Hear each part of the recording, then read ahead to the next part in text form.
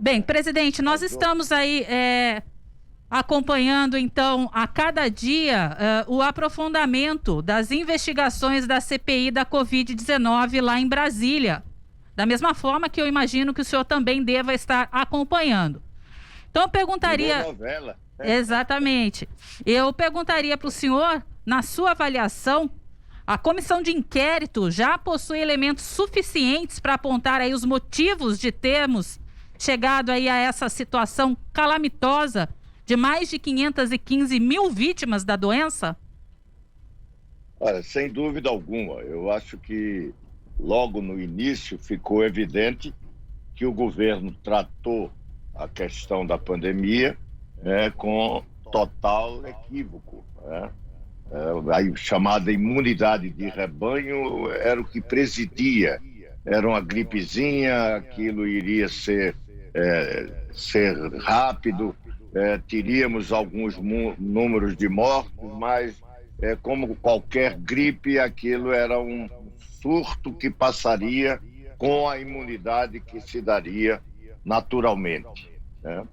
Isso foi um grave equívoco e depois de um certo tempo se transformou quase num ato criminoso, porque começou a se ter a noção da gravidade do vírus, que é a sua letalidade, e não houve mudança, ao contrário, o governo insistiu em não seguir recomendações, dando péssimo exemplo, brigando com os estados, não querendo nenhuma coordenação. Ministério da Saúde era um despreparo total, até porque não respondia pela definição das orientações, porque quem dava, e isso também se evidenciou nos próprios trabalhos da CPI, era um gabinete paralelo, era um ministro vinculado diretamente à presidência da República e não ao Ministério da Saúde. Então, o processo foi caótico, né? Os estados e municípios tiveram que fazer, cada um por si, sem coordenação nacional, e o pior estava por vir. Quando fica evidente que qualquer vírus, o grande antídoto é a vacina, é aquilo que imuniza, aquilo que evita a propagação do vírus. Quando, no momento apropriado, o governo brasileiro não comprou as vacinas, menosprezou. E aí vem esse último episódio, que parece que novos episódios existem, de que não apenas a desídia no combate à pandemia, mas o aparecimento de atos de corrupção.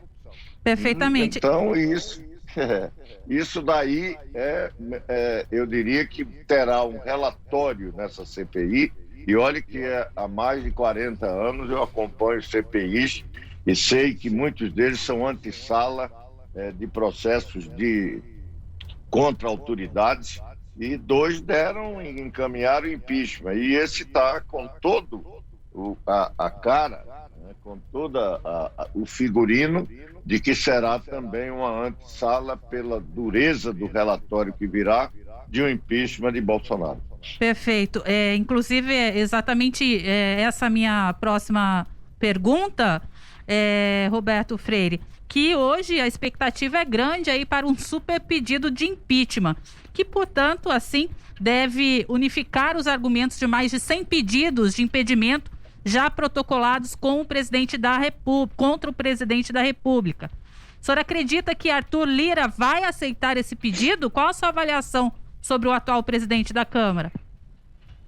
Olha, não é o atual presidente, é o momento atual em que o presidente da Câmara está inserido. Eu acho que mesmo com esse super impeachment, nós não teremos a aceitação dele nesse momento pelo presidente. E é normal.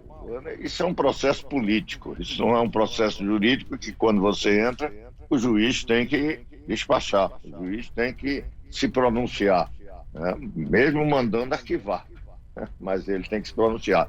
No caso de pedido de impeachment, não. O presidente nos termos da Constituição, é ele que julga, se coloca em plenário para que o plenário dê tramitação, aceite a denúncia, mande para o Senado para julgar. Isso é um processo político. E como é político, você tem que ter a pressão suficiente para que ele não possa se eximir de cumprir essa tarefa. Eu quero lembrar que, por exemplo, Eduardo Cunha, que era presidente quando do impeachment de Dilma, ele também demorou muito tempo para aceitar um pedido, né? Havia mais de 50 pedidos também na gaveta do Eduardo Cunha pedindo impeachment de Dilma.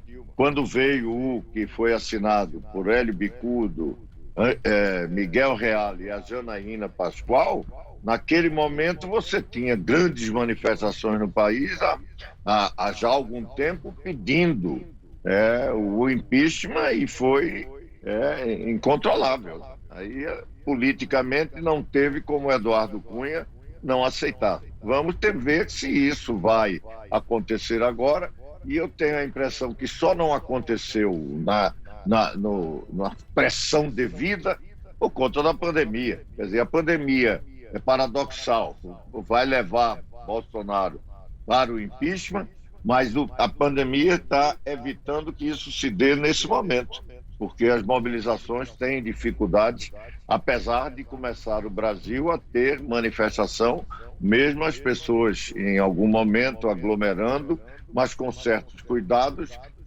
As oposições estão indo para as ruas e no próximo sábado, dia 3, nós podemos ter uma manifestação ainda maior do que a que ocorreu, porque, inclusive, essas denúncias de corrupção, isso sensibiliza muito grandes parcelas da opinião pública e mais.